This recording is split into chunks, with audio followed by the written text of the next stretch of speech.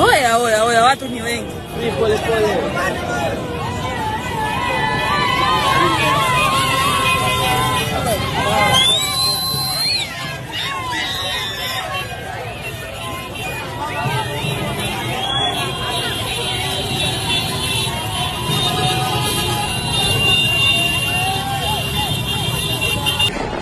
We nani unakaa nyumbani? We mtoto, mwanamke au mzee? Wewe mwenzetu nini? Usudishe magari ya kuasha sasa kila siku tunakula ugali na pilipili.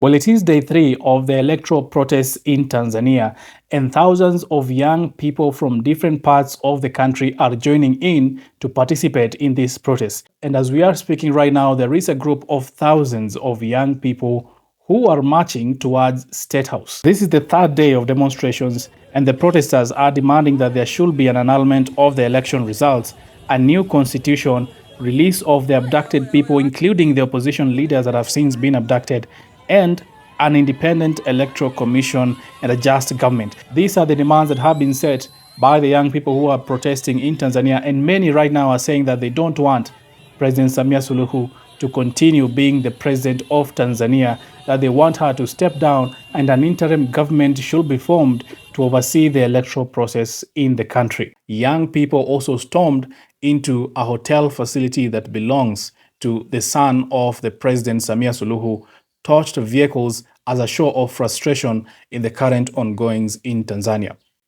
Well, this is Bonafide. If you haven't subscribed, kindly subscribe and hit the notification button so that when I release something new on the Tanzanian protests, you get notified as soon as possible.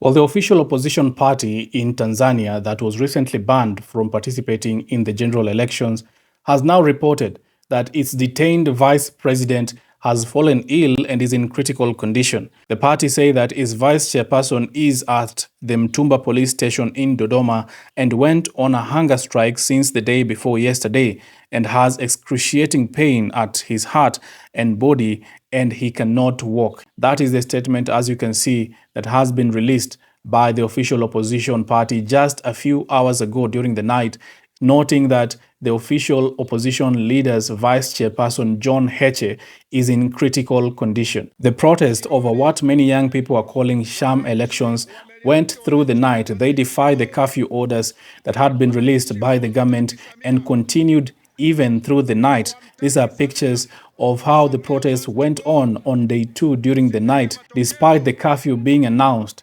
by the government of the day that people should stop protesting past 6 p.m. But these are young people who have been frustrated by the ongoings in the country, and they went on even during the night to continue to demonstrate and protest against the elections that have been ongoing in the country. And this, by the way, is despite the fact that the official electoral body has started announcing the results of these elections. This is as protesters also stormed a military barracks in Tanzania and pled with the army to help them taking over the government.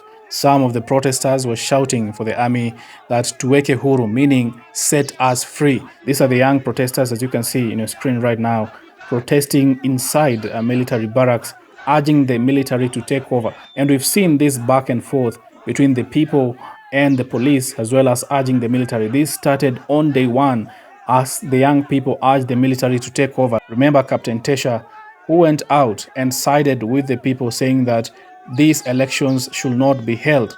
And now we are seeing the people also taking that path, urging the military to take over power in Tanzania. And the police have been sidelined, of course, in this protest. The people see the police as the government, as the arm of the government that has been assisting the government to do all the bad things.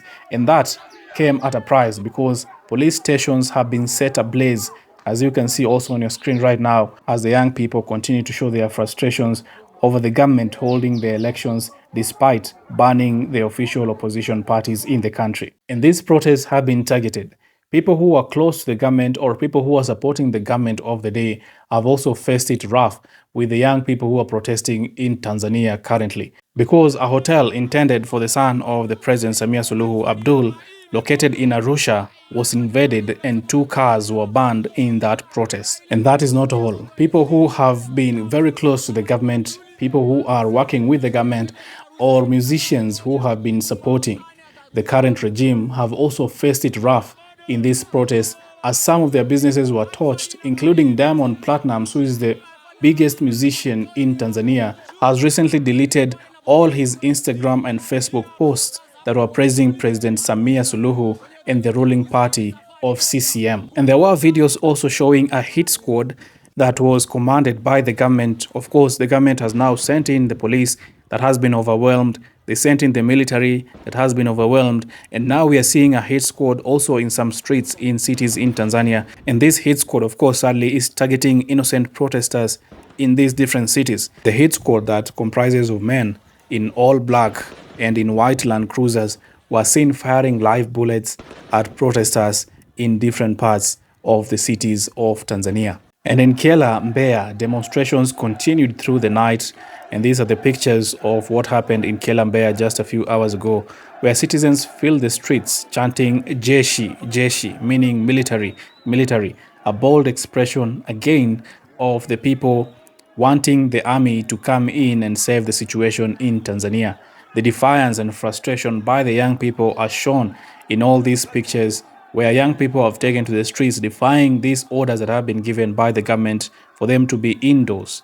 They've decided to go out and continue protesting against the elections that they term as sham elections. Protests also escalated not only in the cities but also at the border towns, because there were protests at Namanga at the Kenya-Tanzanian border, where some Kenyans wanted to join their brothers and sisters on Tanzanian side to help them protest. The Kenyan police officer at Namanga was trying to calm the Kenyan crowd and asking them to go back on the side of the border. These are the scenes of what happened on the Tanzanian protests.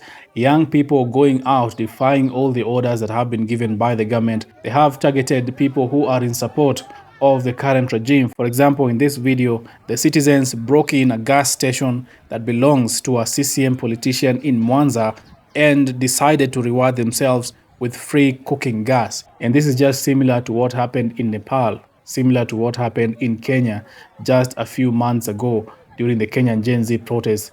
And the Tanzanians are also now calling it a Gen Z protest against the government of the day.